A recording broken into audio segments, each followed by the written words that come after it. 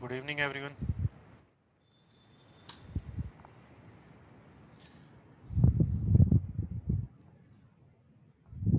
तो last lecture में हम थियरीज ऑफ एवोल्यूशन पढ़ रहे थे।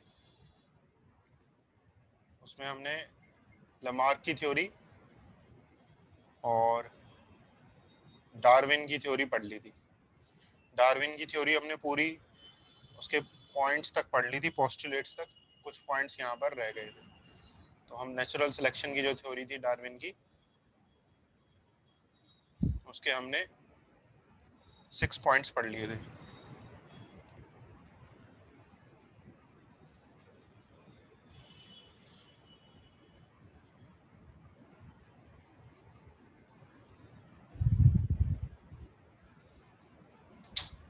ठीक है, तो 6 पॉइंट था इनहेरिटेंस, यहाँ तक हमने पढ़ लिया था लास्ट लेक्चर में। तो ये तो हो गए इसकी थ्योरी के मेन पॉइंट्स। इसके अलावा एक पॉइंट और है थ्योरी में,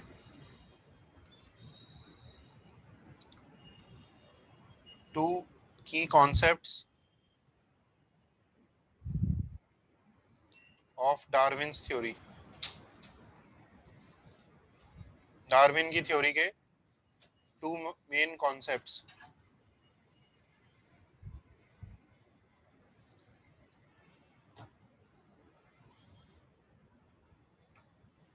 दो मेन कॉन्सेप्ट है इसके, ब्रांचिंग डिसेंट और natural selection. Branching descent and natural selection, ये 2 पॉइंट एनसीईआरटी के लिखे हुए हैं। ठीक है, बाकी एनसीईआरटी में इसकी थ्योरी पूरी बिखरी हुई है, कोई पॉइंट किसी पेज पे, कोई पॉइंट किसी पेज पे, इस तरह से है। मैंने आपको समराइज करके यहाँ सारे पॉइंट लिखाए हैं, और एक लाइन एनसीईआरटी में इस तरह से 2 की कॉन्सेप्ट्स भी गिवन है, ब्रांचिंग डिसेंट और नेचुरल सिलेक्शन।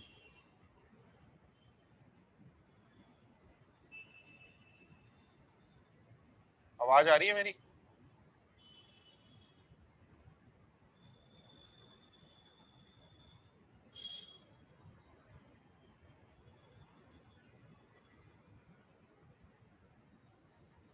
ठीक है, आ रही है। तो ब्रांचिंग डिसेंट जो है, इसका क्या मीनिंग है? नेचुरल सिलेक्शन तो हमने पढ़ ही लिया था। नेचुरल सिलेक्शन का मतलब क्या है कि नेचर उस वेरिएंट को सिलेक्ट करता है जिसकी रिप्रोडक्टिव फिटनेस सबसे अच्छी होती है।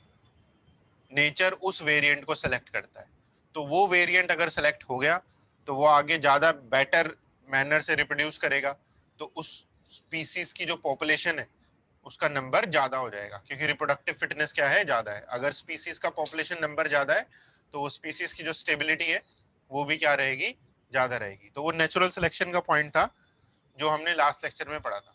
ब्रांचिंग डिसेंट का मीनिंग मैं बता देता हूँ। ब्रांचिंग डिसेंट का मीनिंग होता है, जैसे मान लो ये कोई एक एंसेस्ट्रल स्पीसीज है, एंसेस्टर है ये कोई। इस एंसेस्टर से कोई एक दूसरी स्पीसीज बनी, फिर उससे आगे कोई एक तीसरी स्पीसीज बनी। हो सकता है कि इन बिटवीन कुछ और स्पीसीज भी बन गई हो। ये जो जो मैं गोले लगा रहा हूँ ये अलग अलग स्पीसीज हैं। ठीक है, और फिर फाइनली क्या हुआ है कि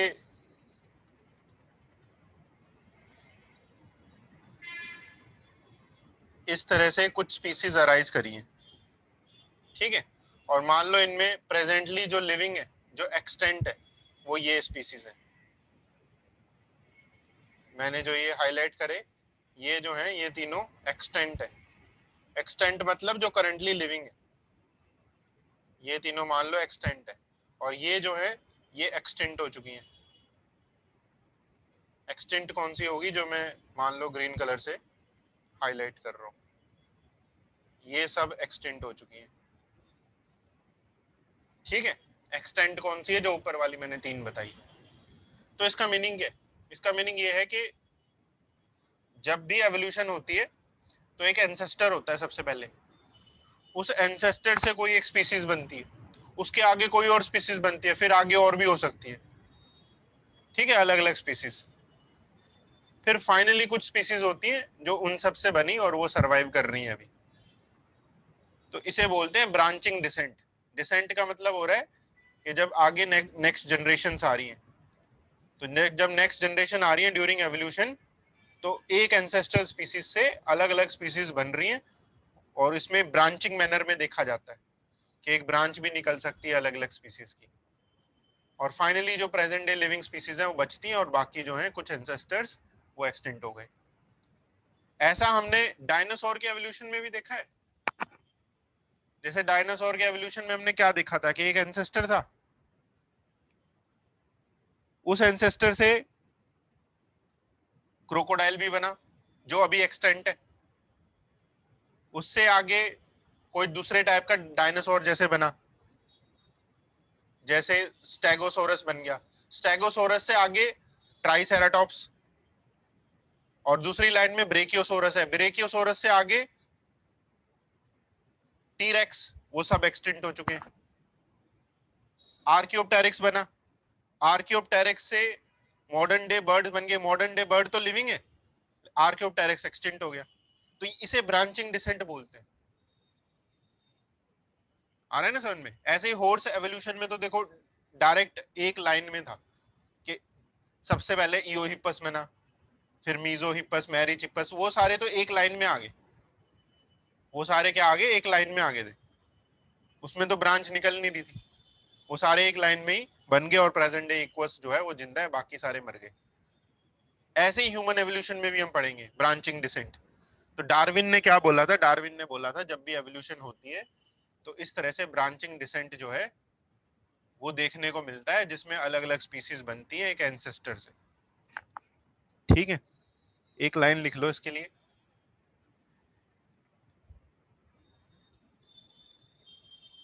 during during evolution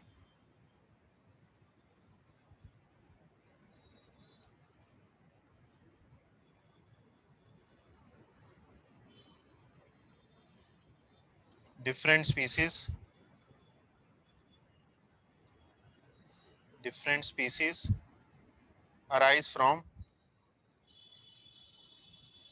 from common ancestor। Different species बनती है कॉमन एंसेस्टर से। अब जरूरी नहीं है कि हर स्पीसीज जिंदा रहे, कुछ एक्सटेंट हो जाती है, कुछ ही उनमें से बचती हैं। ठीक है, तो इसे ब्रांचिंग डिसेंट कहा जाता है। नेचुरल सिलेक्शन तो हमने लास्ट लेक्चर में पढ़ लिया था। तो ये दो के मेन या की कॉन्सेप्ट्स हो गए डार्विन थ्योरी।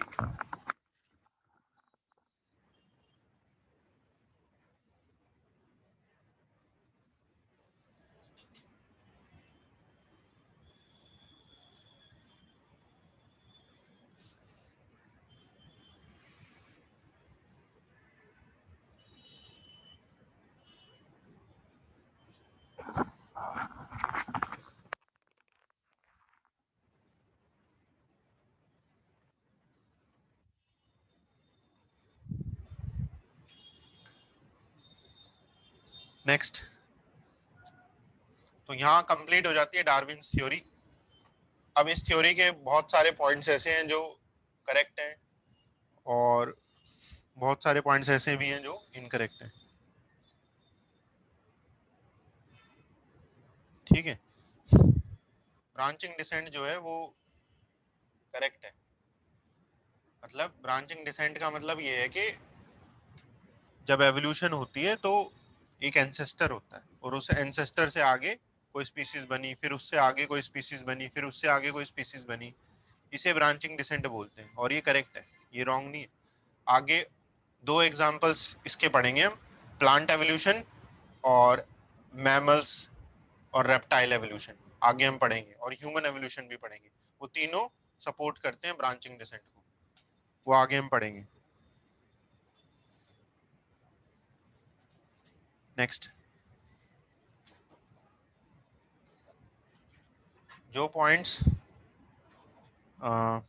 डार्विन की थ्योरी के अगेंस्ट है ड्रॉबैक्स ऑफ डार्विन्स थ्योरी।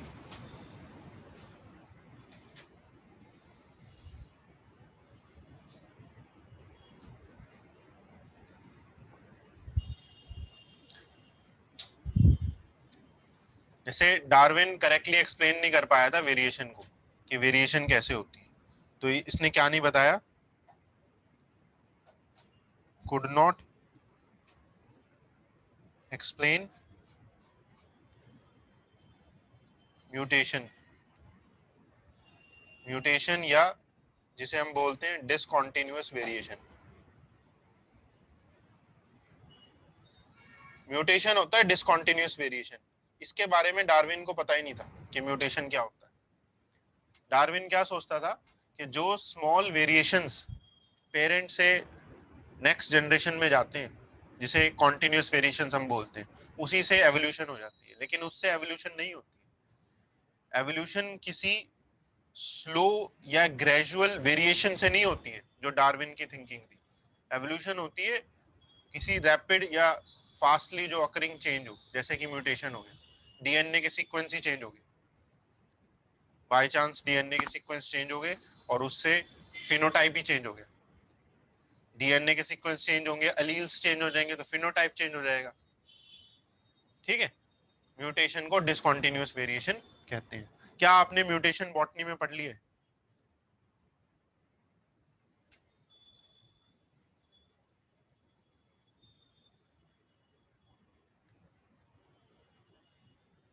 ठीक है, फिर तो समझना आसान हो जाएगा। नेक्स्ट, दूसरा point,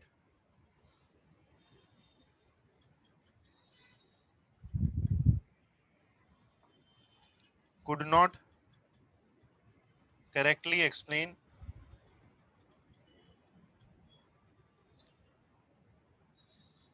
arrival of fittest।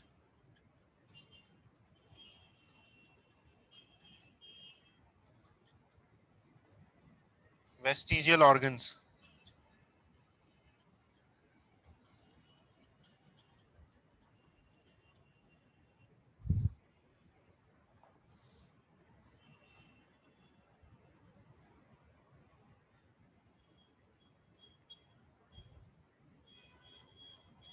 etc।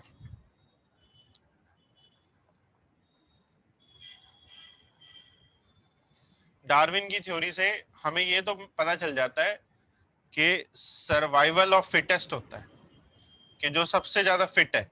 Fit Darwin ने किसको बोला था? ये डार्विन की कंट्रीब्यूशन है। डार्विन ने फिट किसको बोला था? जिसकी रिप्रोडक्टिव फिटनेस सबसे ज्यादा है, वो फिट है। ठीक है, तो डार्विन ने फिटनेस को एक्सप्लेन कर दिया कि फिटनेस किससे होगी? रिप्रोडक्टिव फिटनेस से होगी। तो डार्विन ये एक्सप्लेन नहीं कर पाया कि फिटेस्ट इंडिविजुअल या फिटेस्ट वेरिएंट कैसे आया। क्यों? क्योंकि उसको वेरिएशन, जो डिसकंटिन्यूअस वेरिएशन या म्यूटेशन है, उसके बारे में नॉलेज नहीं थी। तो ये नहीं बता पाया करेक्टली कि फिटनेस कैसे आई। उसने तो कॉन्टिन्यूअस वेरिएशन को बेसिस मान लिया, वो बेसिस गलत था। इसलिए वो अराइवल ऑफ फिटेस्ट नहीं बता पाया कि फिटेस्ट कैसे आया। हाँ, उसने ये चीज करेक्ट प्रिडिक्ट करी कि एक बार फिटेस्ट जो आ गया है, वेरिएंट जो आ गया है, कौन सा वेरिएंट सेलेक्ट हो जाएगा। ठीक है, नेचुरल सिलेक्शन। अच्छा, वेस्टिजियल ऑर्गन्स, अगर हमेशा वो वेरिएंट सेलेक्ट होता है जिसके करेक्टर सुपीरियर हैं, जिसमें रिप्रोडक्टिव फिटनेस ज्यादा है, तो ये वेस्टिजियल ऑर्गन्स कैसे बचे रह जाते हैं? किसी एक ऑर्गेनिज्म की बॉडी में वेस्टिजियल ऑर्गन्स क्यों बचे रह जाते हैं, कैसे बचे रह जाते हैं? इसका रीजन डार्विन के पास नहीं था। ठीक है, इसको हम डार्विन की नेचुरल सिलेक्शन थ्योरी से एक्सप्लेन नहीं कर सकते। क्यों नहीं कर सकते? क्योंकि इसका रीजन भी म्यूटेशन ही है। कैसे है म्यूटेशन? जैसे मान लो किसी एनिमल के पास टेल होती है, किसी एनिमल के पास क्या है? टेल है, और हमारे पास टेल नहीं है। उसका रीजन है डीएनए में चेंज होना। हमारे डीएनए में ऐसा चेंजेस हैं, ऐसी म्यूटेशन है हमारे डीएनए में, जिस वजह से ह्यूमंस के पास टेल नहीं है। हमारी टेल बोन ग्रो ही नहीं करती। अगर उन डीएनए में जो चेंजेस हो रखे हैं वो रिवर्स हो जाएं, तो वो टेल बोन ग्रो भी कर जाती है कई बार, और ऐसा होता है ह्यूमंस में। क्या बोलते हैं उस केस को, जिसमें वेस्टिजियल ऑर्गन या एंसेस्ट्रल कैरेक्टर दोबारा आ जाता है?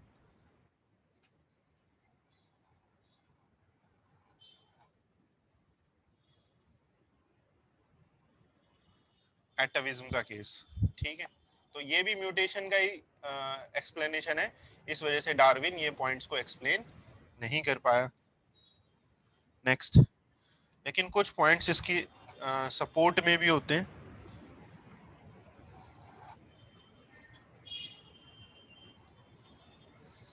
Points in support of Darwin.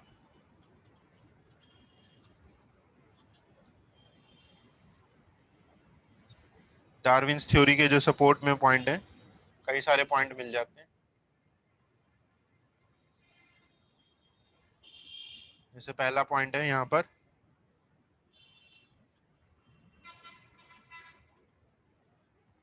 Mimicry.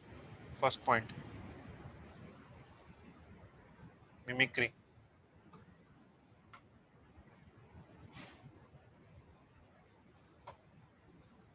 ठीक है, मिमिक्री होता है when two animals show similar morphology. Morphology मतलब शेप, साइज, बॉडी का कलर। जब दो एनिमल की मॉर्फोलॉजी या देखने में उनकी शेप साइज एक जैसी हो, इसको बायोलॉजिकल टर्म मिमिक्री से रेफर करते हैं। मिमिक्री का वैसे मतलब होता है किसी की नकल करना। जैसे कोई पर्सन किसी एक्टर की आवाज कर रहा है, आवाज निकाल रहा है, तो उसे मिमिक्री बोल देते हैं। ठीक है, किसी की आवाज निकालना, किसी की नकल करना।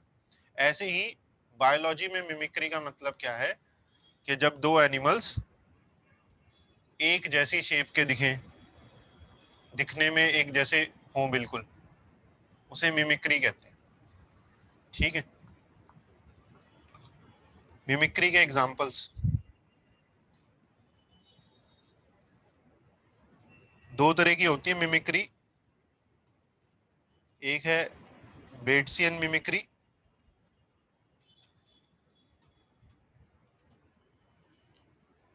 और सेकंड है म्यूलेरियन मिमिक्री।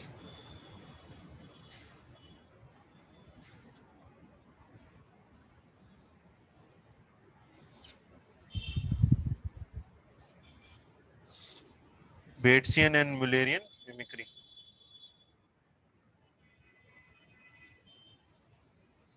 ठीक है, बेट्सियन मिमिक्री का मतलब क्या होता है, व्हेन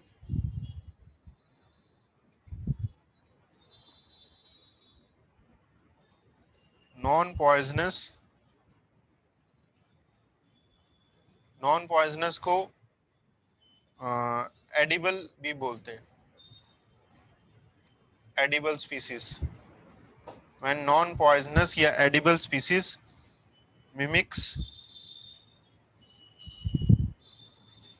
पॉइजनस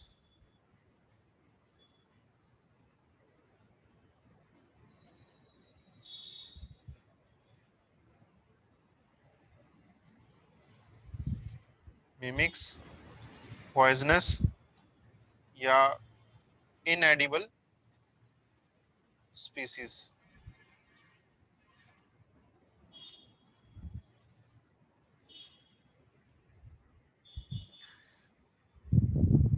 इसके एग्जांपल हैं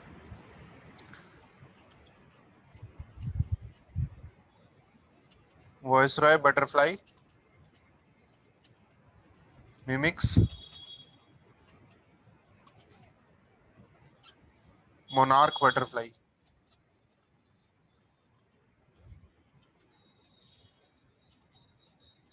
इनमें से जो वॉइसरॉय है ये नॉन पॉइजनस है, और जो मोनार्क बटरफ्लाई है वो पॉइजनस है।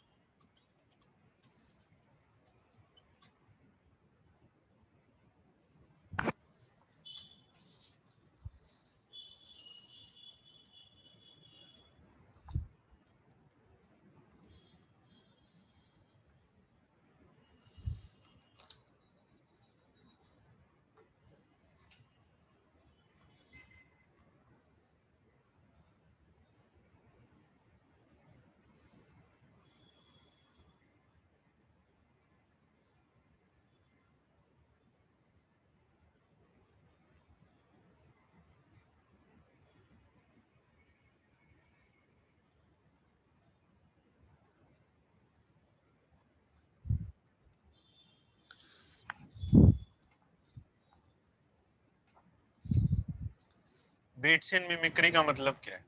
जैसे ये जो वॉइसरॉय बटरफ्लाई होती है, ये बटरफ्लाई पॉइजनस नहीं होती, ये नॉन पॉइजनस है।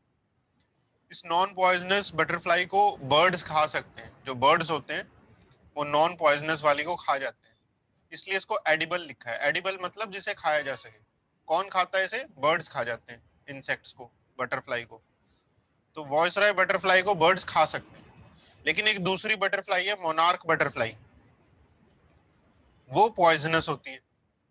अगर उसे बर्ड खाएगा तो बर्ड खुद मर जाएगा, ठीक है, वो पॉइजनस है।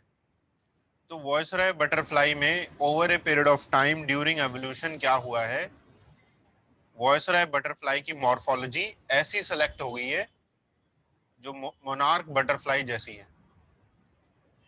तो जब बर्ड्स वॉइसरॉय बटरफ्लाई को देखते हैं तो वो कंफ्यूज हो जाते हैं, या वो सोचते हैं ये तो मोनार्क बटरफ्लाई है, और वो उसे खाते नहीं है, ये सोचकर कि ये तो पॉइजनस है।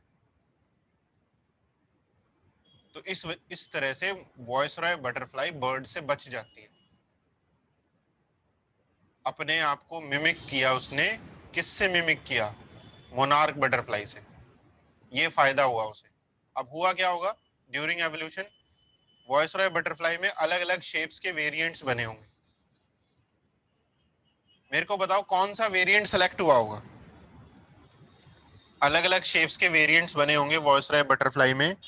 कौन सा वेरिएंट सेलेक्ट हुआ होगा जिसकी मॉर्फोलॉजी कैसी होगी?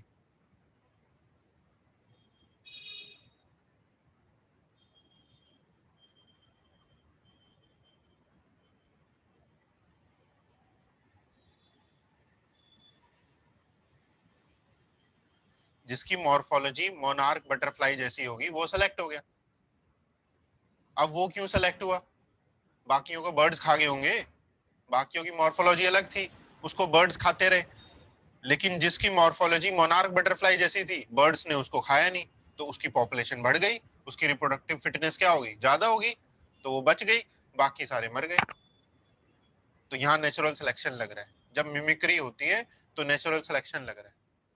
बेट्सियन मिमिक्री उसका एग्जाम्पल हो गया नेचुरल सिलेक्शन का। ठीक है, तो मिमिक्री क्यों करी जाती है? इट इज डन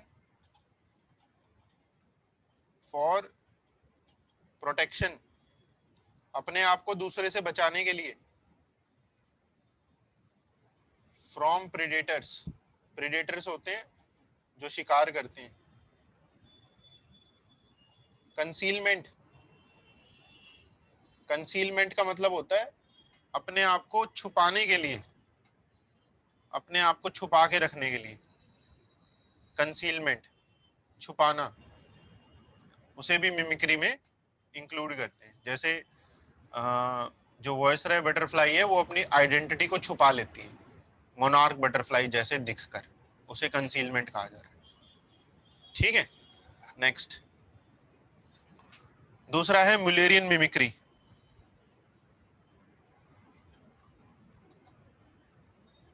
मैन इनएडिबल या पॉइजनस स्पीसीज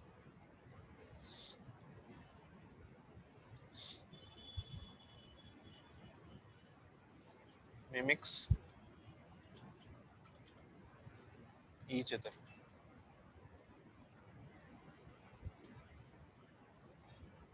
एग्जाम्पल है इसके हॉर्नेट, वॉस्प,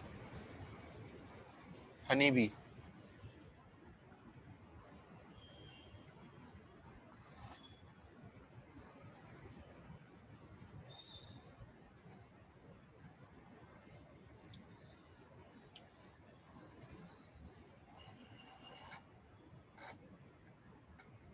जैसे ये जो तीन इंसेक्ट हैं, हॉर्नेट, वॉस्प और हनी बी, ये तीनों एक जैसे दिखते हैं बिल्कुल। कभी इंटरनेट पे इनकी इमेज सर्च कर लेना, तीनों की शेप एक जैसी होती है। कई बार इनको आइडेंटिफाई करना बड़ा मुश्किल होता है कि कौन सी क्या स्पीसीज है, तीनों एक जैसे दिखते हैं। ठीक है, ये तीनों पॉइजनस होते हैं, तीनों इनएडिबल स्पीसीज हैं, तीनों पॉइजनस हैं, इन्हें बर्ड्स खाते नहीं है।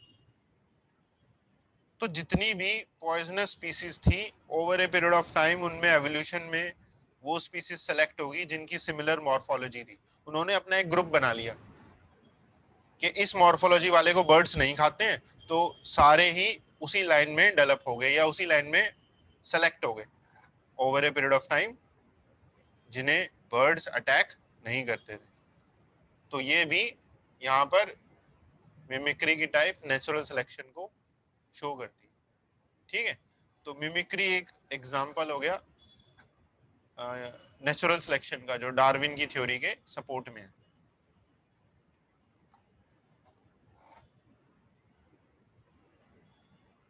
एक और पॉइंट जो डार्विन थ्योरी के सपोर्ट में है, आर्टिफिशियल सिलेक्शन।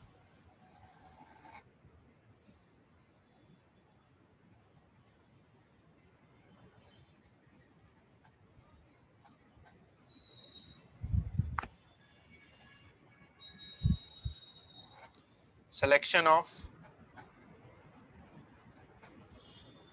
different varieties या breeds by humans। Artificial selection उसे बोलते हैं जिसमें सिलेक्शन करने वाला ह्यूमन होता है। आर्टिफिशियल सिलेक्शन उसे बोल रहे हैं जिसमें सिलेक्शन करने वाला कौन है? ह्यूमन है। नेचुरल सिलेक्शन में सिलेक्शन नेचर कर रही थी या अपने आप हो रहा था। आर्टिफिशियल सिलेक्शन में ह्यूमन सिलेक्शन करते हैं। ठीक है, एग्जांपल इसके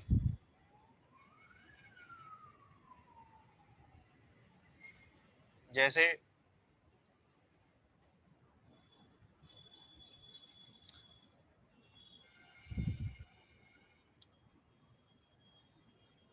वाइल्ड मस्टर्ड की कोई प्लांट की वैरायटी है, ठीक है, वाइल्ड मस्टर्ड प्लांट की वैरायटी है। उस प्लांट वैरायटी से ह्यूमन बीइंग्स ने अलग अलग तरह के वेजिटेबल्स को क्रिएट किए, जैसे कैबेज बनाए। कैबेज होती है पत्ता गोभी, ये नेचुरली नहीं मिलती, ये ह्यूमंस ने बनाई है पत्ता गोभी, उसके लीव्स को सेलेक्ट करके। ठीक है, पत्ता गोभी में लीव्स ही तो होते हैं, उसके पत्ते जो होते हैं, तो उसको सेलेक्ट करके वो एक वैरायटी ह्यूमन ने बनाई है वाइल्ड मस्टर्ड से। फिर एक होती है कॉलीफ्लावर। कॉलीफ्लावर होती है फूल गोभी, वो उस प्लांट के फ्लावर्स को सेलेक्ट करके बनाई है। जो फूल गोभी हम खाते हैं ना, उसको पूरा उसका फ्लावर होता है वो हार्ड सा, उसके फ्लावर को सेलेक्ट करके वो ह्यूमंस ने बनाई है। फिर एक हम खाते हैं ब्रोकली, ये भी ह्यूमंस ने बनाई है वाइल्ड मस्टर्ड से ही। फिर ऐसी कुछ और फॉर्म्स और होती हैं, एक काले होती है और एक होती है कोलराबी। ठीक है, इन्हीं से रिलेटेड है ये सब नेचुरली अक्कर नहीं करती थी, ये ह्यूमंस ने सेलेक्ट करके बनाई है प्लांट से ही, वाइल्ड मस्टर्ड से। ऐसे ही आप देखोगे मैंगो के कितने टाइप्स होते हैं, कितने न जाने कितने तरह के मैंगो होते हैं। जितने भी वो अलग अलग तरह के मैंगो हम देखने को मिलते हैं हमें, वो सारे नेचुरली थोड़ी ना मिलते हैं, वो ह्यूमन बीइंग्स बनवाते हैं। जैसे दो मैंगो की कोई वैरायटी मिल गई, उनको आपस में क्रॉस करा देते हैं, तो एक तीसरी नई वैरायटी बन गई। उस तीसरी वैरायटी को ह्यूमन ने सेलेक्ट किया और उसको फिर आगे ग्रो करा रहा है, वो अलग ही वैरायटी का मैंगो बन गया। ठीक है, राइस, कितने तरह के राइस हमें दिखते हैं। इंडिया में 1 लाख वेराइटीज हैं राइस की, केवल 1 लाख वेराइटी इंडिया में मिलती है। और वो सारे राइस कैसे मिलते हैं? अलग अलग राइस को आपस में क्रॉस करा के ह्यूमंस वो सिलेक्शन कर रहे हैं। और एनिमल्स के एग्जांपल ले लो, जैसे कोई पिजन है, पिजन की ह्यूमंस ने बहुत सारी वेराइटीज बनाई हुई हैं। अलग अलग तरह के पिजन होते हैं, जैसे एक पिजन होता है उसे पॉटर कहते हैं, एक पिजन होता है उसे फैनटेल बोलते हैं, एक पिजन होता है उसे जैकोबिन कहते हैं। इनमें बस थोड़ा थोड़ा माइनर सा फर्क होता है। जैसे दो कंट्री के अलग अलग पिजन है, उन कंट्री के पिजन को आपस में क्रॉस करा दिया, एक तीसरा नया पिजन बन गया। ठीक है, उस तरह से ये तीन बनाए गए हैं। डॉग के देखो कितने वैरायटी हैं, इतने न जाने अलग अलग तरह के हमें डॉग की ब्रीड्स देखने को मिलती हैं। वो सारी ब्रीड्स, लगभग ज्यादातर ब्रीड सब ह्यूमन की बनाई हुई है। सेलेक्टिव अलग अलग टाइप के डॉग के ब्रीड्स को आपस में क्रॉस करा के नई डॉग की ब्रीड बना दी।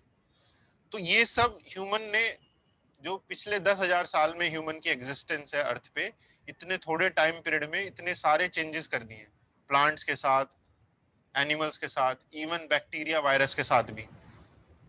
बोलते हैं ना ये किसी ही लैब से निकला था वायरस, कोरोना वायरस ह्यूमन ने ही बनाया था वो। ठीक है, तो इवन माइक्रोब्स को भी ह्यूमन बीइंग जो है, अलग अलग उसकी वैरायटी, अलग अलग स्पीसीज, उस सब को बनाने में ह्यूमंस का रोल है। तो ये सब थोड़े से टाइम पीरियड में हो रहा है ड्यू टू आर्टिफिशियल सिलेक्शन। और यही सेम काम अपने आप नेचुरली भी हो सकता है, हालांकि उसमें ज्यादा टाइम लगेगा, हो सकता है कि मिलियंस ऑफ ईयर्स लग जाए। वो ड्यूरिंग एवोल्यूशन हुआ है, नेचुरल सिलेक्शन। तो ये भी एक सपोर्टिंग एविडेंस है नेचुरल सिलेक्शन का।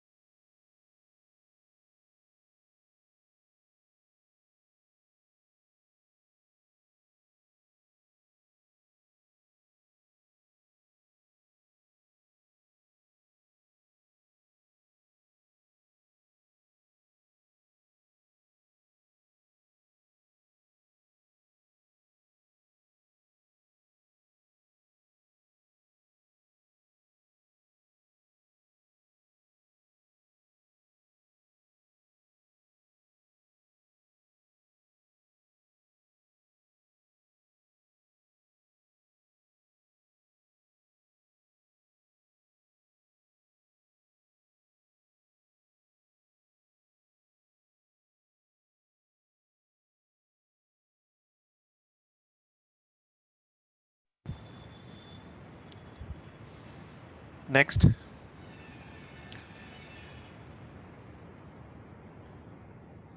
अगला है, तो ये कंप्लीट होगी यहाँ पे डार्विन्स थ्योरी। ठीक है, इसके सपोर्टिंग एविडेंस भी हमने पढ़ लिए। अब हम पढ़ते हैं थर्ड और लास्ट थ्योरी जो है, वो है mutation theory.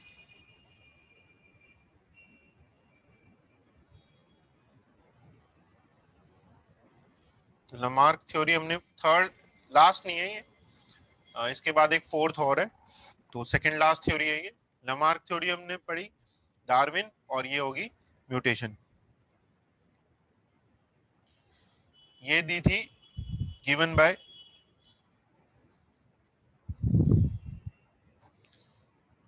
Hugo de varies 1901 में। ह्यूगो डी वेराइज का नाम बॉटनी में कहां पढ़ा था आपने? ह्यूगो डी वेराइज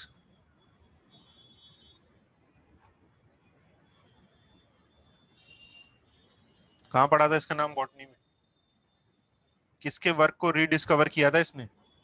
मेंडल के वर्क को, बिल्कुल सही।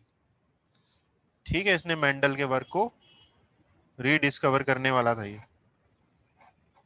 ठीक है, ह्यूगो डी वेराइज, तीन तीन बंदे, तीन पर्सन के वहां पे नाम पढ़े होंगे आपने, उसमें से एक ये था। इसने ये म्यूटेशन थ्योरी भी दी थी। अच्छा बच्चों, एक अनाउंसमेंट है आपकी, आपके लिए, जैसे मंडे से, मंडे से जो आपका सेकंड क्लास की टाइमिंग है, जैसे अभी आपकी सेकंड क्लास 6 PM स्टार्ट होती है, मंडे से आपकी सेकंड क्लास की टाइमिंग चेंज हो रही है। वो 5:45 PM से 7:30 PM तक रहेगी। जैसे अभी 7:45 तक होती थी ना, तो अब वो 5:45 PM से 7:30 PM तक रहेगी, जो टाइमिंग आपकी लास्ट ईयर भी रहा करती थी। ठीक है, सेम वही टाइमिंग हो जाएगी, 5:45 PM से 7:30। ये मंडे से होगा, ठीक है। तो टाइम टेबल में वो ध्यान से देख लेना, इस मंडे से ये चेंज होगा। और ऑफलाइन क्लासेस के बारे में मैं आपको नेक्स्ट वीक तक बता दूंगा कि कब से ऑफलाइन क्लासेस स्टार्ट होंगी, ठीक है। थोड़ा सा यहाँ ऑफिस में भी काम चल रहा है ऑफलाइन क्लासेस को लेकर ही, तो मोस्ट प्रॉब्ली नेक्स्ट वीक तक मैं आपको इन्फॉर्म कर दूंगा कब से वो बिगिन होगी।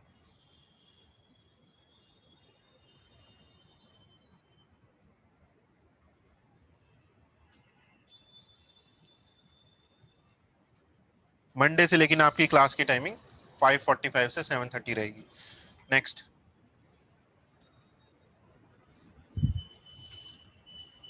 ह्यूगो डी वराइज जो है, इसने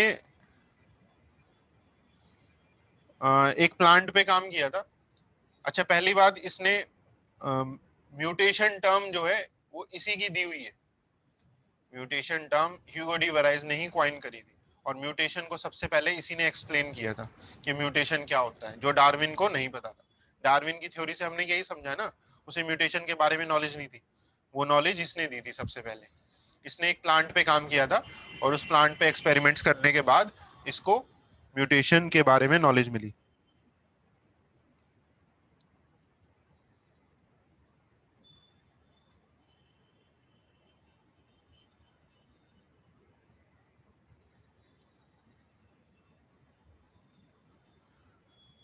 इलेवन बजे होगी, वो मैंने कुछ और अनाउंसमेंट करी थी। अभी ये आपकी रेगुलर क्लास की बात चल रही है, वो एनसीईआरटी क्लासेस की बात हुई थी, उसके बारे में भी मैं आपको बहुत जल्दी इन्फॉर्म कर दूंगा, ठीक है। क्योंकि मॉर्निंग में कुछ स्टूडेंट्स के अब स्कूल खुल चुके हैं, कुछ के क्या, सभी के खुल चुके हैं स्कूल, ठीक है, मॉर्निंग में। तो इस वजह से हम वो मॉर्निंग में प्लान नहीं कर पा रहे, तो उसके बारे में भी मैं कुछ दिनों में इन्फॉर्म कर दूंगा कि कब से आपका वो एनसीईआरटी वाली क्लास लग सकती है, ठीक है। बाकी आपकी जो रेगुलर क्लास अभी चल रही है, सेकंड क्लास जैसे 6 बजे होती है, वो टाइम 5:45 PM से स्टार्ट होगा मंडे से। फर्स्ट क्लास का टाइम सेम रहेगा, 3:30 PM।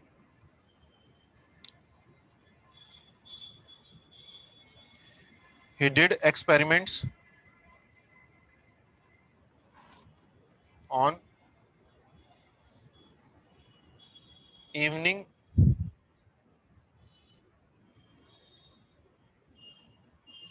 primrose plant। इस प्लांट का नाम है ये इवनिंग प्राइमरोज। इसका साइंटिफिक नेम है ओइनो ओइनोथेरा लमार्कियाना।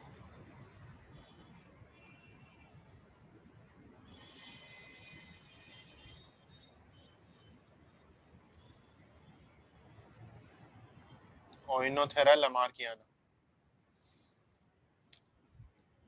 इस प्लांट का ये साइंटिफिक नेम है।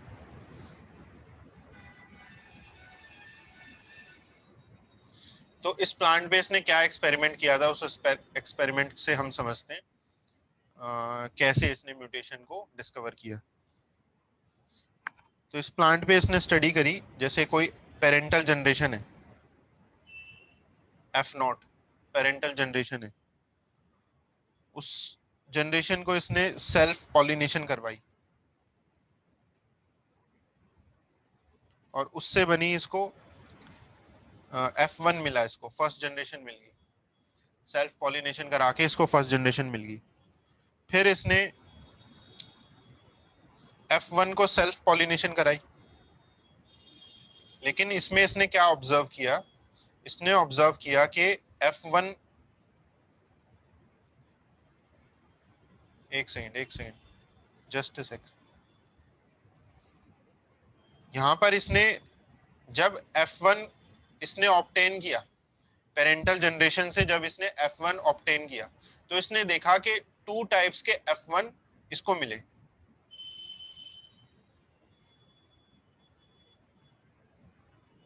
दो तरह के F1 इसको मिले। एक F1 ऐसा था जो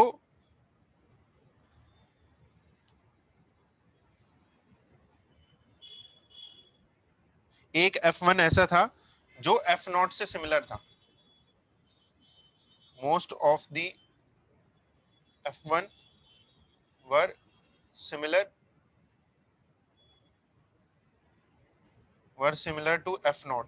ज्यादातर F1 ऐसे थे जो F0 से सिमिलर थे, मतलब वो F0 वाली ही स्पीसीज थी।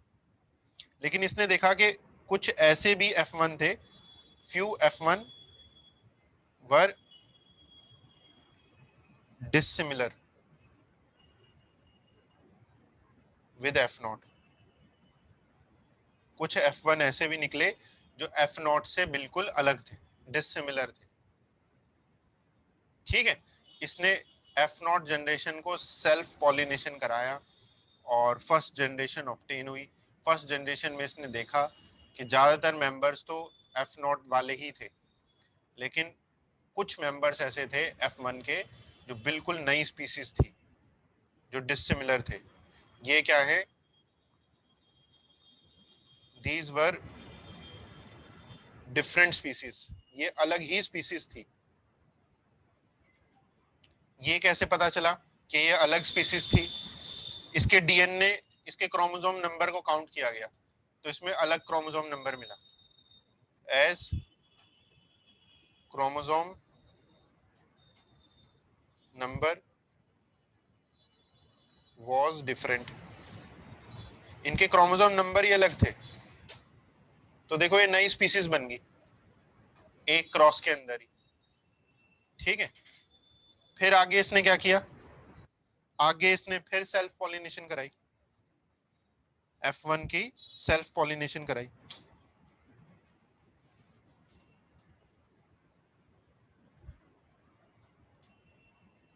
F1 के जो मेंबर्स थे सेल्फ पॉलिनेशन कराई। जैसे जो दो अलग अलग कैटेगरी के F1 थे ना, एक F1 तो ऐसा था जो F0 से सिमिलर था। ठीक है, तो उन सब से ऐसे F2 जनरेट हुए। ज्यादातर F2 जो थे वो F1 के सिमिलर थे। ज्यादातर F2 जो आए वो F1 के क्या थे? सिमिलर थे। Most F2 were similar to F1। First generation के वो सिमिलर थे सेकंड जनरेशन वाले, लेकिन कुछ F2 ऐसे आगे वो और भी अलग कोई स्पीसीज बन गई। Few F2 were different species,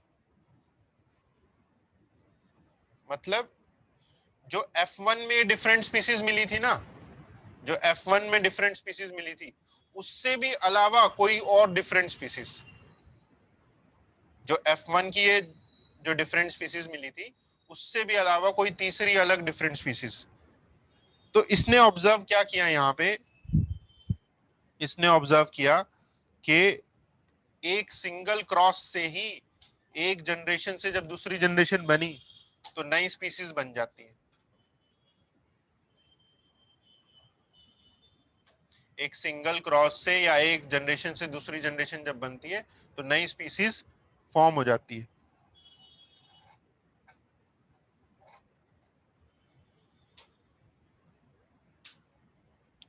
ये देखो इन दोनों को अलग अलग सेल्फिंग कराई होगी। जैसे F1 में दो अलग अलग ग्रुप्स थे ना, जैसे ग्रुप 1 क्या था जो F0 के सिमिलर थे, उनकी सेल्फिंग अलग हुई है।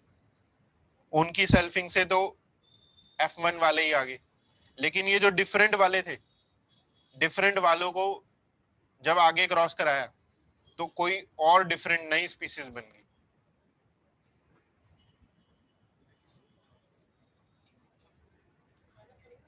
तो इसने अपनी म्यूटेशन थ्योरी यहां पर रखी।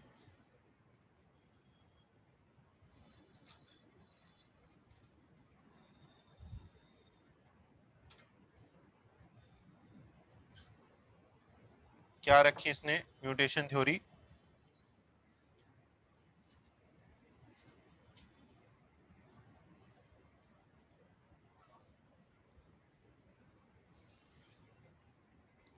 इसने म्यूटेशन टर्म कॉइन करी। इसने बोला म्यूटेशंस आर discontinuous variations।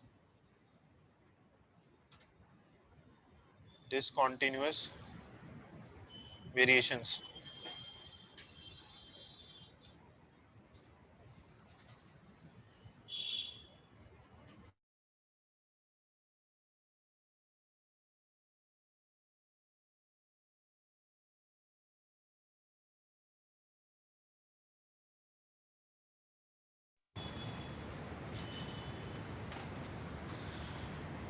इसने बोला म्यूटेशंस डिसकंटिन्यूअस वेरिएशंस होते हैं और इन्हीं से एवोल्यूशन अक्कर करती है,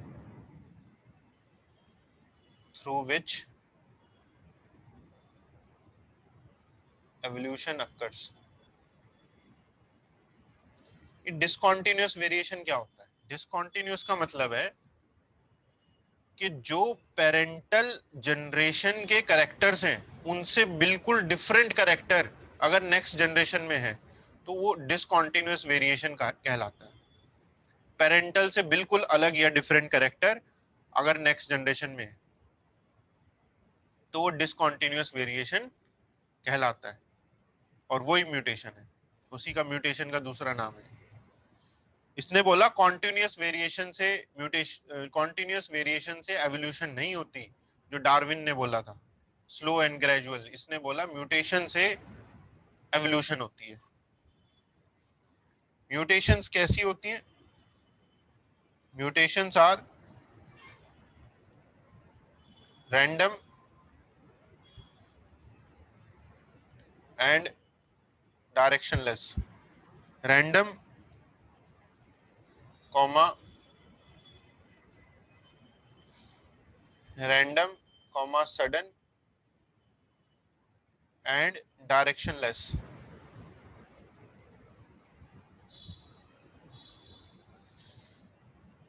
म्यूटेशन रैंडम होती हैं, कोई भी म्यूटेशन कभी भी हो सकती है, कोई फिक्स नहीं होता कि ये वाली म्यूटेशन अब होगी, वो कभी भी हो सकती है, उसकी कोई डायरेक्शन नहीं होती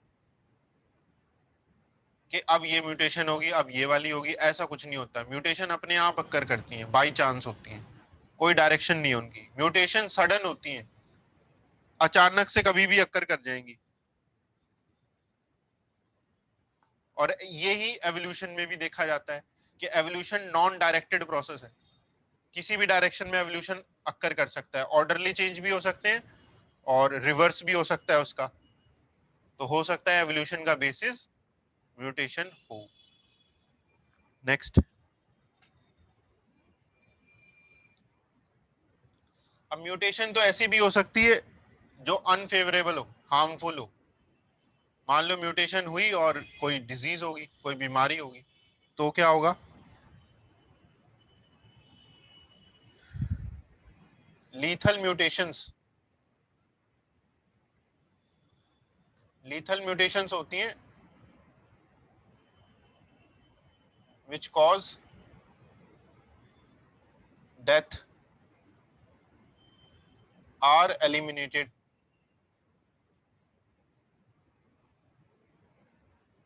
while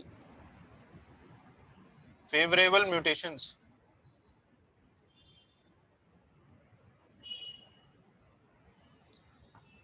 are passed on.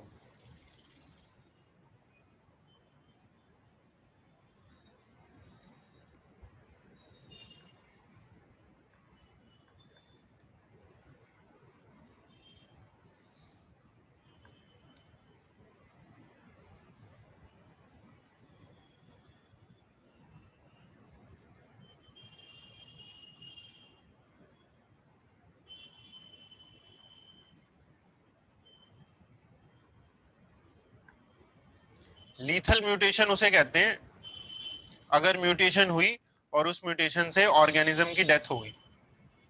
अगर म्यूटेशन हो रही है और ऑर्गेनिज्म की उसमें जान चली जाती है, ऐसी म्यूटेशन लीथल है।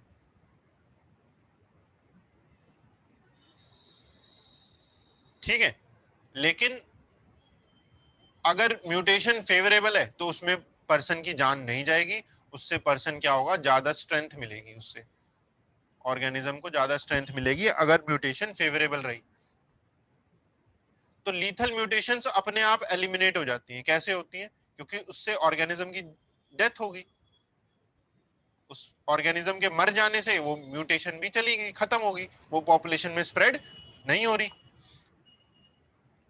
लीथल म्यूटेशन से ऑर्गेनिज्म की जान चलेगी, वो अपने आप खत्म हो जा रही है।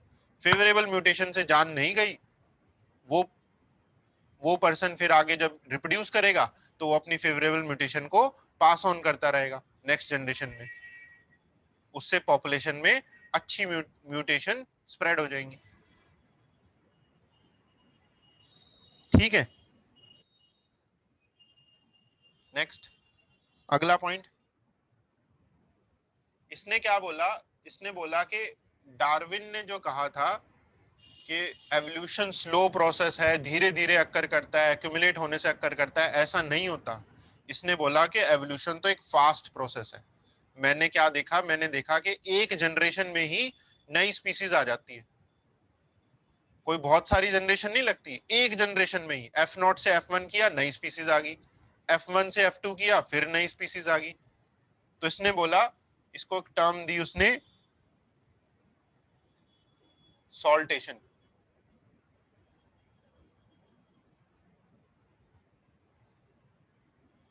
सॉल्टेशन होता है single step large mutation. Single step large mutation, एक जनरेशन मतलब सिंगल स्टेप। F0 से F1 आया, सिंगल स्टेप। लार्ज म्यूटेशन, इतनी म्यूटेशन हुई कि नई स्पीसीज ही बन गई। सिंगल स्टेप लार्ज म्यूटेशन, उसे हम सॉल्टेशन कहते हैं। सॉल्टेशन का मतलब होता है जंप करना। सॉल्टेशन मतलब टू जंप, एक स्पीसीज जंप करके नई स्पीसीज में कन्वर्ट होगी एक जनरेशन में। New species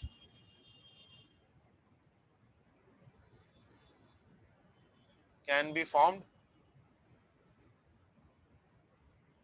in one generation. एक जनरेशन के अंदर ही नई स्पीसीज फॉर्म हो जाती है। Single step large mutation, that is saltation. ये सॉल्टेशन इंपॉर्टेंट टर्म है यहाँ पे, जो डी वेराइस की थ्योरी में है। तो ये हो गए कंप्लीट इसके थ्योरी के पॉइंट्स।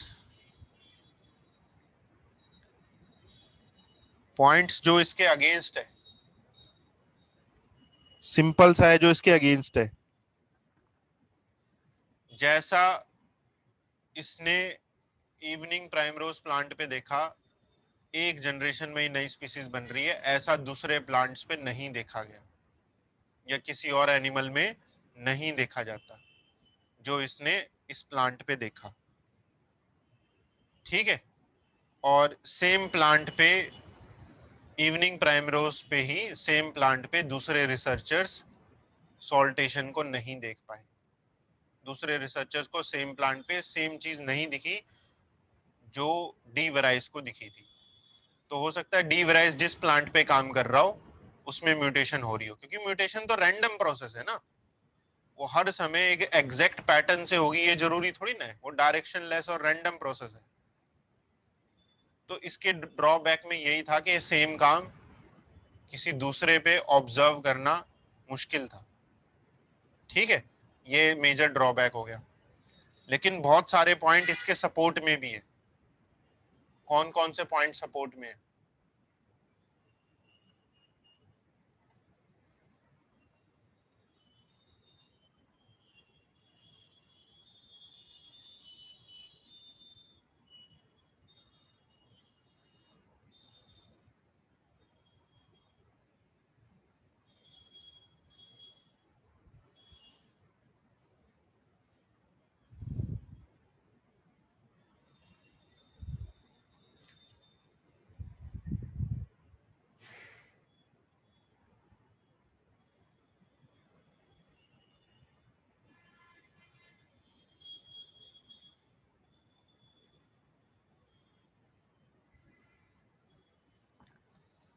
सॉल्टेशन का मतलब है इतनी ज्यादा म्यूटेशन एक सिंगल जनरेशन में हुई कि F0 से जब F1 बना तो नई स्पीसीज अराइज कर गई। Single step large mutation. Saltation का मतलब है एक सिंगल जनरेशन में नई स्पीसीज का बनना।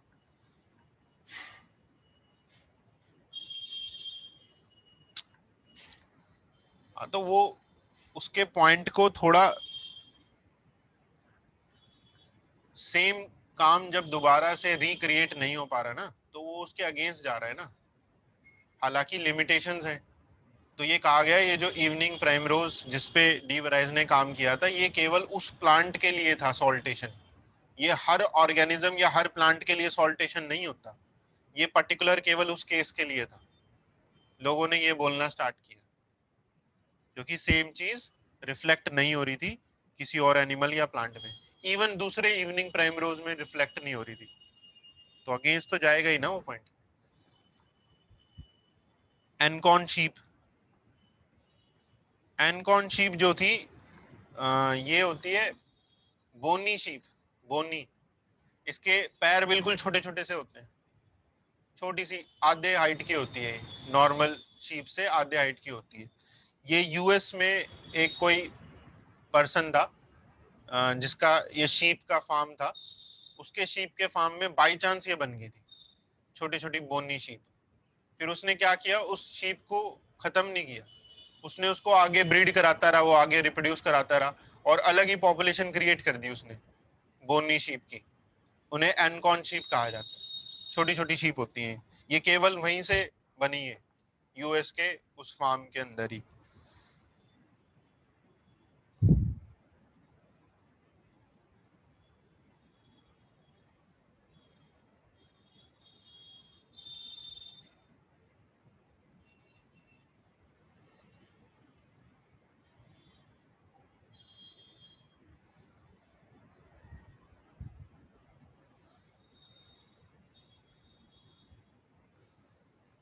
ठीक है, तो ये एक जनरेशन में ही बनी होंगी, एक ही बार बनी, लेकिन ये एक जनरेशन में रैंडमली म्यूटेशन हुई और ये शीप बन गई।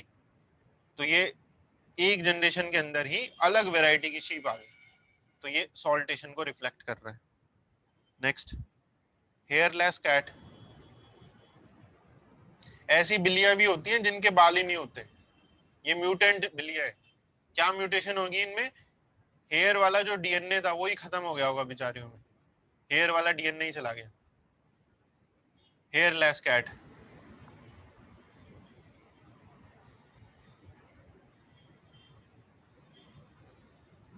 Hornless cattle. हॉर्नलेस, सींग, बिना सींग वाली गाय या बैल, ऐसे भी होते हैं जिनके सींग ही नहीं होते, हॉर्न ही नहीं होते गाय या बैल में, उन्हें हॉर्नलेस कैटल कहते हैं। वो भी एक टाइप के म्यूटेंट है। ठीक है, उनमें म्यूटेशन ऐसी हुई कि हॉर्न ही चले गए।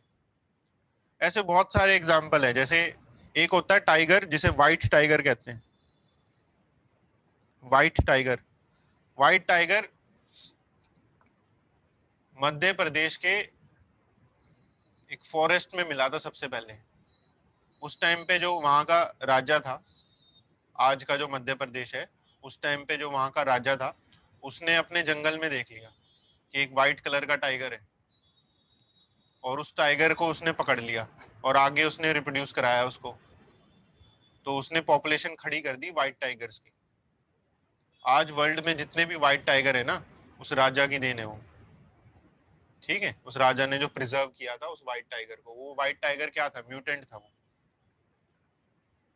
जैसे ये हेयरलेस कैट है, इसी तरह से उसके स्किन का कलर ही चेंज था, व्हाइट कलर का। जू में रखे जाते हैं व्हाइट टाइगर। नेक्स्ट, तो ये कंप्लीट हो गया यहाँ पर म्यूटेशन थ्योरी। अब आ जाते हैं फोर्थ और लास्ट थ्योरी पे।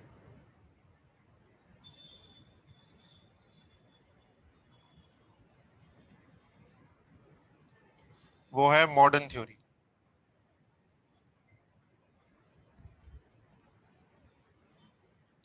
मॉडर्न थ्योरी को नियो डार्विनिज्म भी बोलते हैं।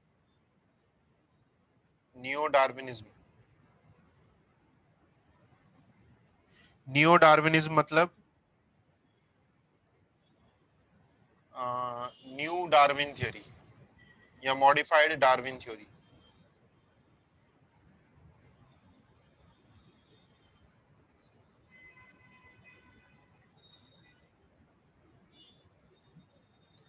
स्क्रीन रीशेयर कर रहा हूँ।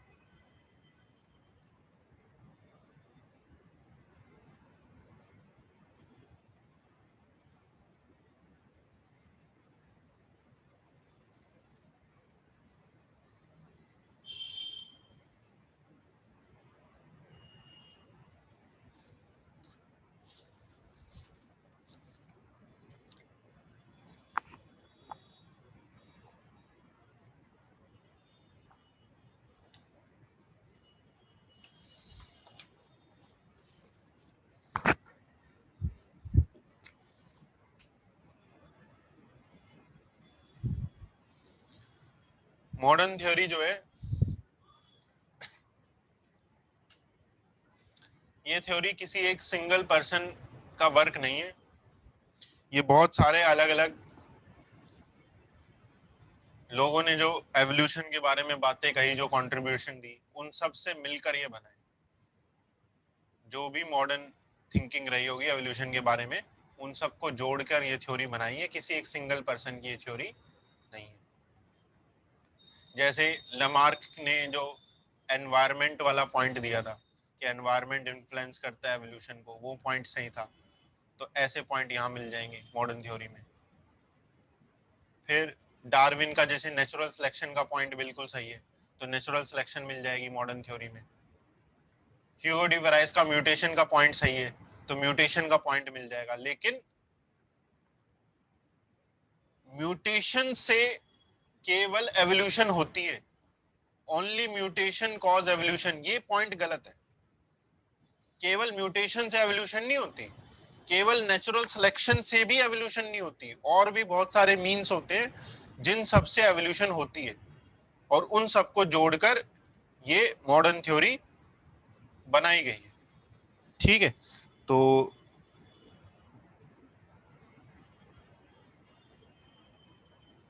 गिवन बाय सेवरल पर्सन्स, बहुत सारे पर्सन्स ने दिए मिलकर। जैसे इनके नाम याद करने की जरूरत नहीं है, वैसे ही लिखवा रहा हूँ, नाम याद करने की जरूरत नहीं है।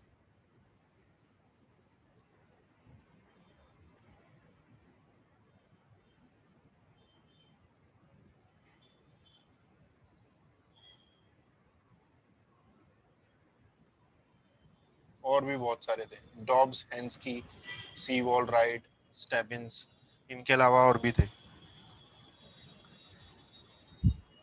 इसने एक बुक लिखी थी, स्टेबिंस ने। उस बुक में मॉडर्न थ्योरी एक्सप्लेन्ड है। Origin of organic evolution.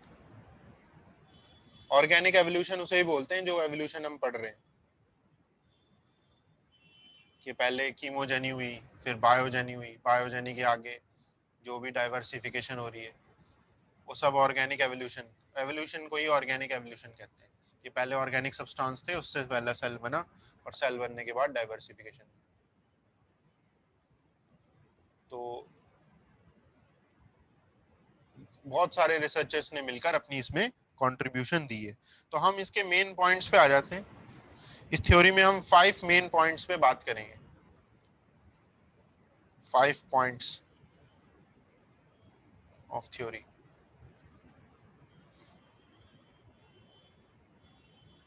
कौन कौन से 5 पॉइंट्स हैं? पहला पॉइंट है जेनेटिक वेरिएशन इन पॉपुलेशन।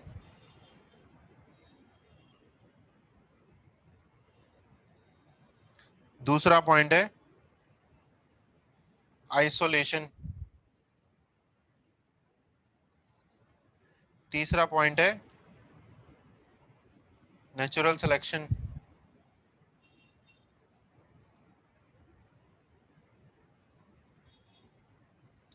चौथा पॉइंट स्पीशिएशन। और 5वां पॉइंट है इनहेरिटेंस।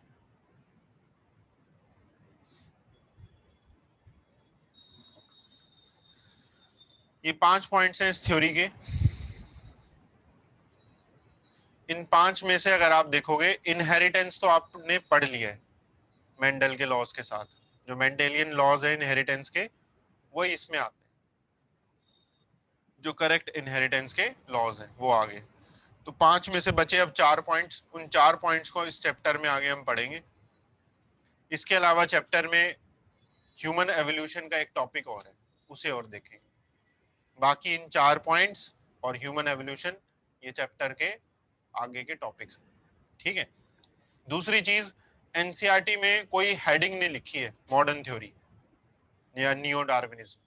एनसीईआरटी में ऐसी थ्योरी का नेम नहीं है। एनसीईआरटी में 3 थ्योरीज की बात करी है, लमार्क थ्योरी, डार्विन और डी वेराइस की म्यूटेशन थ्योरी। इन 3 की बात करी है। हालांकि उसने मॉडर्न थ्योरी के सारे पॉइंट्स दिए हुए हैं, इधर उधर बिखरे हुए हैं, बस उसने हेडिंग नहीं डाल रखी। तो मैंने आपको हेडिंग डालने के बाद वो सभी पॉइंट्स हम समराइज मैनर में पढ़ेंगे जो इस थ्योरी में आ जाते हैं, और ये पॉइंट आपको एनसीईआरटी में भी मिल जाएंगे। नेक्स्ट, सबसे पहले पॉइंट से स्टार्ट करते हैं।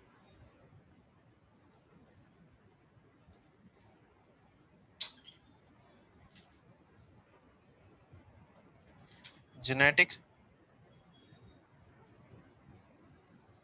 Variation in population.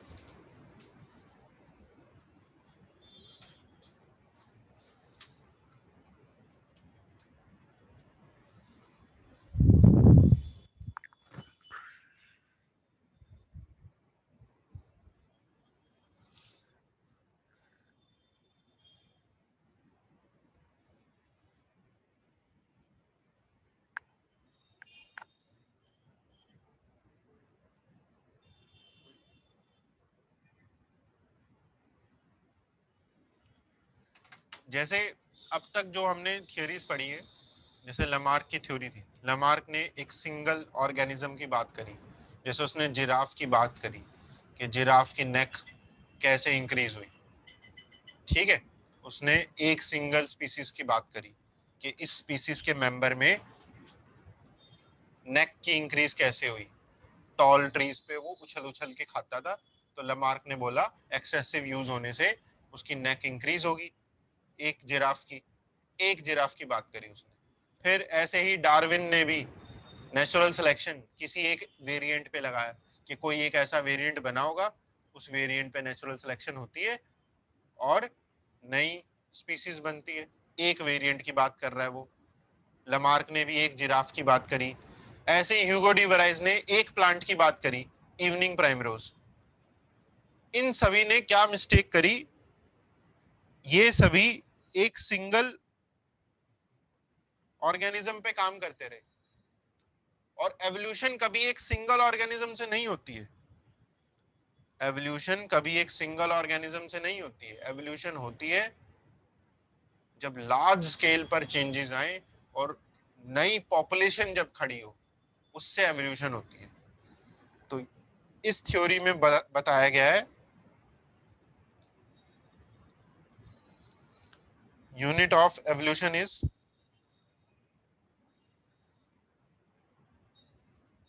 पॉपुलेशन।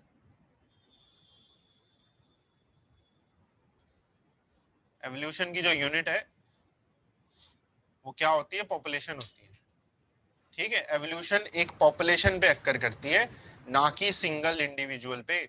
एक सिंगल इंडिविजुअल से नई स्पीसीज नहीं बन सकती जब तक वो चेंज या वेरिएशन पूरी पॉपुलेशन में ना आ जाए या most of the members of population पे ना आ जाए। एवोल्यूशन की यूनिट एक पॉपुलेशन होती है। और उसके ऑपोजिट नेचुरल सिलेक्शन की यूनिट जो डार्विन ने कही थी, unit of natural selection is individual. Darwin ने क्या बोला था कि नेचुरल सिलेक्शन एक सिंगल वेरिएंट को सिलेक्ट करता है जिसकी रिप्रोडक्टिव फिटनेस सबसे ज्यादा हो। तो नेचुरल सिलेक्शन की यूनिट इंडिविजुअल है, वो डार्विन के अकॉर्डिंग है। लेकिन मॉडर्न थियरी के अकॉर्डिंग एवोल्यूशन पॉपुलेशन से स्टार्ट होती है, ना कि एक सिंगल इंडिविजुअल से। इसलिए हम यहां पर पढ़ेंगे पहला point, genetic variation in population, कि एक पॉपुलेशन का डीएनए कैसे चेंज हो सकता है, कि एक पॉपुलेशन का डीएनए या एक पॉपुलेशन में जेनेटिक वेरिएशन कैसे आ सकती है। नेक्स्ट, इन्होंने कुछ टर्म्स यहां पर डिफाइन करी जेनेटिक वेरिएशन को बताने के लिए। पहली टर्म है जीन पूल। जीन पूल,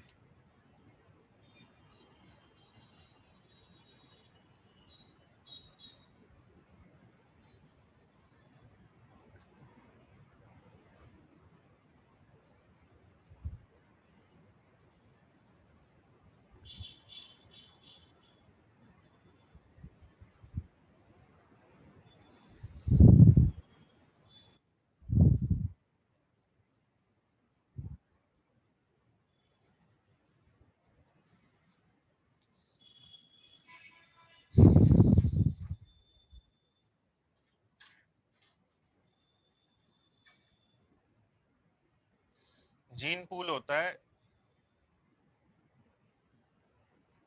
कि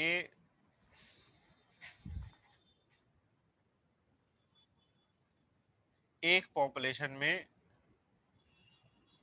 कितने जीन्स हैं और उन जीन्स के आगे कितने अलील्स हैं। एक पॉपुलेशन में कितने जीन्स हैं, उन जीन्स के आगे कितने अलील्स हैं, उन सब के सम को जीन पूल कहते हैं। उन सब के सम को क्या बोलते हैं, जीन पूल कहते हैं।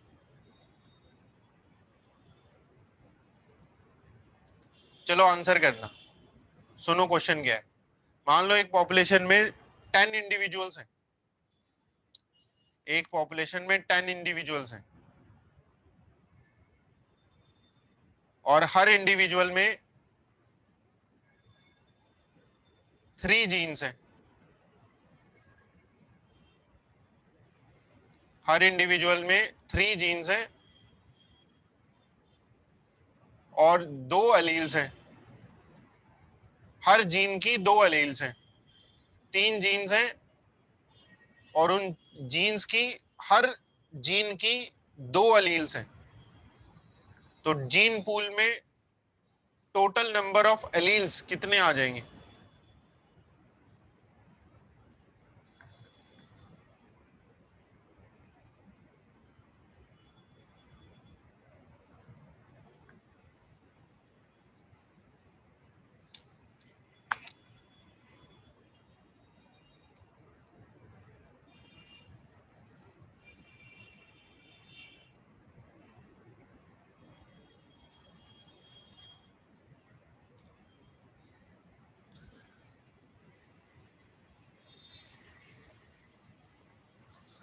जैसे 3 जीन है और हर जीन के 2 अलील है, तो 3 × 2 हो गया 6, 6 अलील्स हो गए। ठीक है, ये तो हो गया एक पर्सन में। और पूरी पॉपुलेशन में कितने अलील्स हो गए टोटल, 6 × 10 कर देंगे तो 60 हो जाएगा टोटल नंबर ऑफ अलील्स एक पॉपुलेशन में जो पाई जा रही। ठीक है, अब इनमें से मान लो कोई एक पर्टिकुलर अलील है,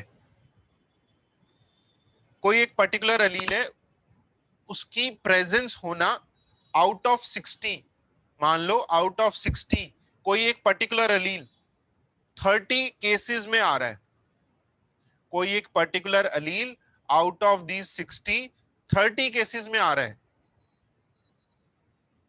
एक single allele out of 60 30 cases में आ रहा है। तो आप क्या बोलोगे कि उस अलील की जो इस पॉपुलेशन में फ्रीक्वेंसी है, उस अलील की इस पॉपुलेशन में जो फ्रीक्वेंसी है वो क्या है, ज्यादा है, तभी तो वो ज्यादा नंबर बार आ रहा है एक पॉपुलेशन में। उस अलील की फ्रीक्वेंसी आप क्या बोलोगे, वो ज्यादा है।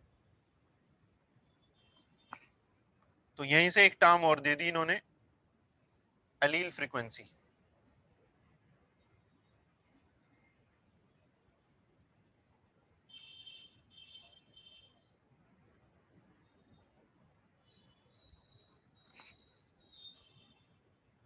frequency with which an allele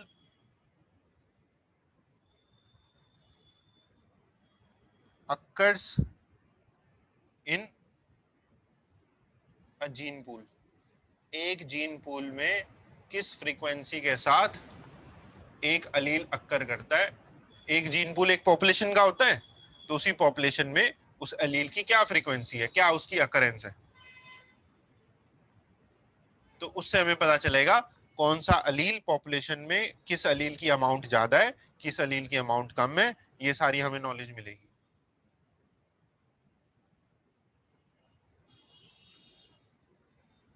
ठीक है, तो ये कुछ तरह इस तरह की टर्म्स इन्होंने दे दी। जीन पूल में आप ऐसा समझ लो, जीन पूल में एक पॉपुलेशन का सारा डीएनए आ जाता है और उस डीएनए को हम अलील लेवल पर काउंट करते हैं कि कितने अलील्स हैं एक पॉपुलेशन में, वो जीन पूल हो गया। अलील फ्रीक्वेंसी एक पर्टिकुलर अलील की अकरेंस उस जीन पूल में, उसको बताएगा। अब हम बात करते हैं जेनेटिक वेरिएशन इन पॉपुलेशन की।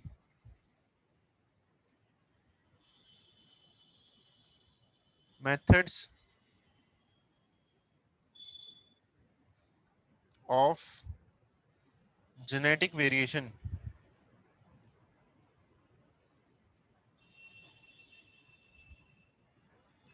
इन जीन पूल।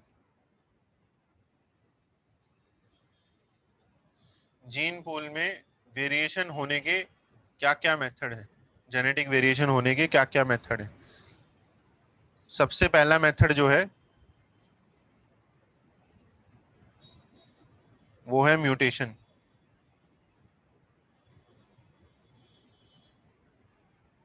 ठीक है, तो म्यूटेशन तो आपने जैसे बॉटनी में भी पढ़ा होगा, क्रोमोसोम की म्यूटेशन होती है या जेनेटिक म्यूटेशन होती है जो डीएनए पे हो रही है। ठीक है, तो म्यूटेशन में वो सब आ जाएगा। तो म्यूटेशन से भी एक पॉपुलेशन का जीन पूल चेंज हो सकता है। कि कैसे चेंज होगा, उसके अलील्स चेंज हो जाएंगे। अलील्स चेंज हो गए तो अलील की फ्रीक्वेंसी चेंज या जीन पूल चेंज हो रहा है। तो जब भी जीन पूल में चेंजेस या वेरिएशन आते हैं, उसका रिजल्ट क्या हो सकता है कि वो पॉपुलेशन इवॉल्व कर रही होगी, उस पॉपुलेशन में एवोल्यूशन हो रही होगी। ठीक है, नेक्स्ट दूसरा जो है यहाँ पर जेनेटिक रिकॉम्बिनेशन।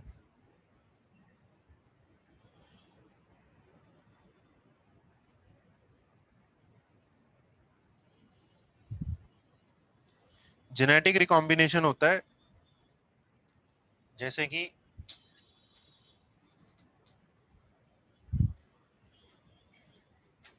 कब कब होता है जेनेटिक रिकॉम्बिनेशन, क्रॉसिंग ओवर के टाइम पर होता है, ड्यूरिंग मियोसिस।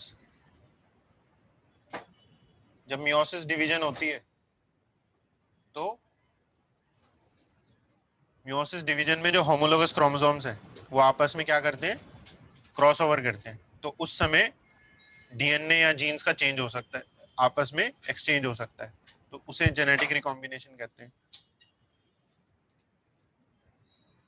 फर्टिलाइजेशन के टाइम पर हो सकता है जेनेटिक रिकॉम्बिनेशन।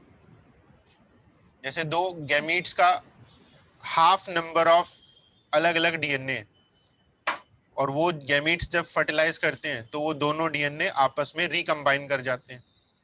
तो जाइगोट में जेनेटिक रिकॉम्बिनेशन होती है जब दो अलग अलग न्यूक्लियाई फ्यूज करते हैं। तीसरा है इंडिपेंडेंट असॉर्टमेंट।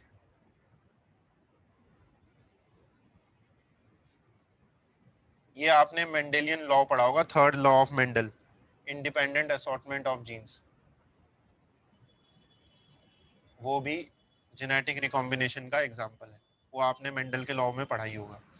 तो ये 3 लेवल पे जेनेटिक रिकॉम्बिनेशन होती है जिससे वेरिएशन आ सकती है नेक्स्ट जनरेशन। ठीक है, तो म्यूटेशन तो हो गया, डिसकंटिन्यूअस वेरिएशन। और इन सब से क्या होता है, इन सब से कॉन्टिन्यूअस वेरिएशन आती है। इन सब से क्या आती है, कॉन्टिन्यूअस वेरिएशन आती है, जो माइनर चेंजेस होते हैं जब पेरेंटल जनरेशन से नेक्स्ट जनरेशन बनती है। नेक्स्ट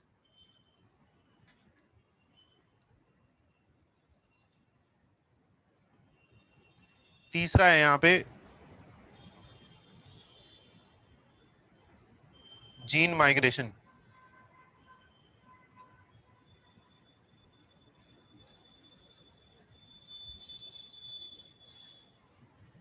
जीन माइग्रेशन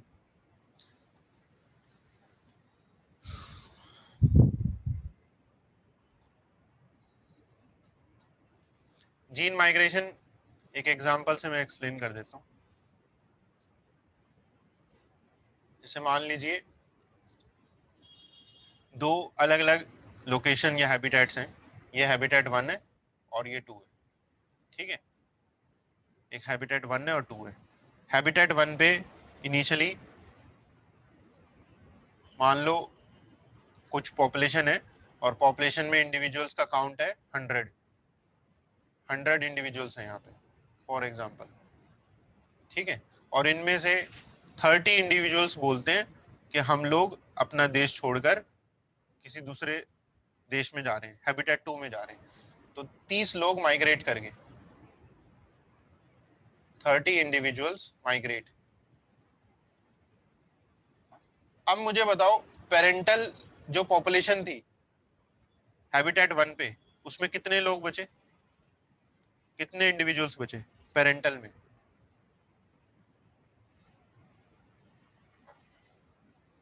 पहले 100 था, अब बचा केवल 70। तो पहले 100 के अकॉर्डिंग जीन पूल था, पहले जीन पूल किसके अकॉर्डिंग था? 100 के अकॉर्डिंग था। और 30 लोग के चले जाने से जीन पूल किसके अकॉर्डिंग आएगा? अब 70 के अकॉर्डिंग आएगा। तो बताओ जीन पूल चेंज हुआ कि सेम रहेगा?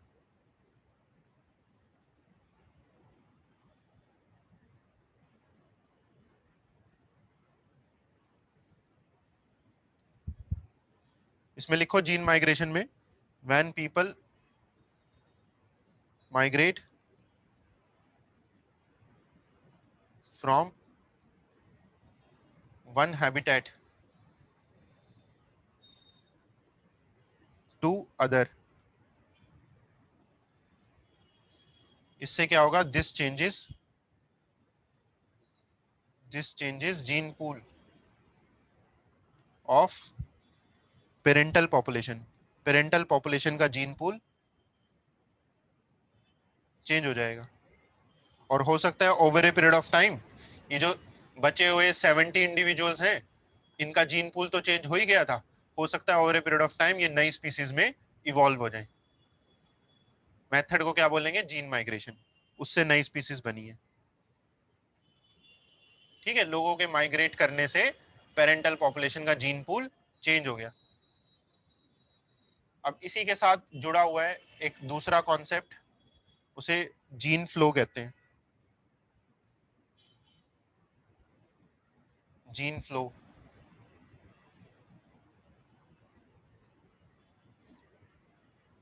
अभी उसी एग्जांपल में थिंक करो जो एग्जांपल अभी ऊपर लिया हमने।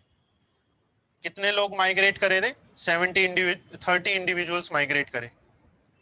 अब मान लो जो सेकंड पॉपुलेशन है, पॉपुलेशन एट 2, यहां पर ऑलरेडी 100 इंडिविजुअल्स हैं, 100 इंडिविजुअल्स करंटली। यहां पर पहले से 100 लोग रह रहे हैं, 30 बाहर से आगे, तो टोटल कितना हो गया? 130 हो गया। पहले से 100 थे, 30 बाहर से आगे, अब टोटल 130 हो गया। और ये जो 30 आए, जो 30 माइग्रेट करके आए हैं, इन्होंने इस सेकंड पॉपुलेशन के साथ मेट किया। जो 30 इंडिविजुअल्स आए इन्होंने सेकंड पॉपुलेशन के साथ मेट किया। तो इन 30 इंडिविजुअल्स का जीन पूल, इन 30 इंडिविजुअल का डीएनए सेकंड पॉपुलेशन में फ्लो कर जाएगा या मिक्स कर जाएगा? जब ये 30 इंडिविजुअल सेकंड पॉपुलेशन के साथ मेट करेंगे तो इन 30 इंडिविजुअल का डीएनए या जीन पूल सेकंड पॉपुलेशन से फ्लो कर जाएगा या मिक्स हो जाएगा। तो बताओ सेकंड पॉपुलेशन का जीन पूल चेंज हुआ कि सेम रहेगा?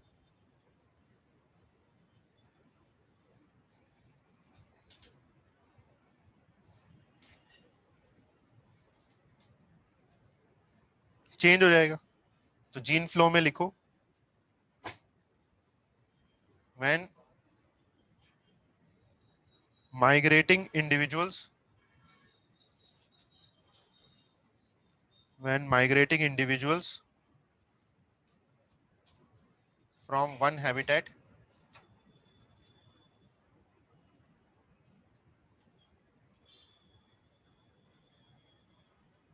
mate with mate with population at mate with population at new habitat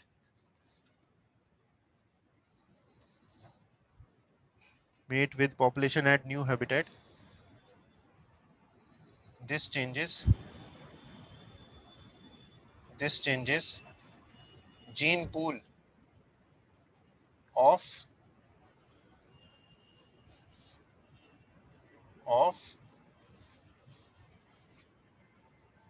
second population। First population से जो 30 लोग माइग्रेट करके सेकंड पॉपुलेशन में आए, तो सेकंड पॉपुलेशन का जीन पूल वो चेंज कर देंगे। इसी को जीन फ्लो कहते हैं। ठीक है, कि 30 इंडिविजुअल्स का डीएनए सेकंड पॉपुलेशन में फ्लो कर गया या उसके जीन पूल में ऐड हो गया। तो ये हो गया यहां पर gene migration and gene flow. ठीक है, तो आज का लेक्चर जो है वो हम यहीं तक ही पढ़ेंगे।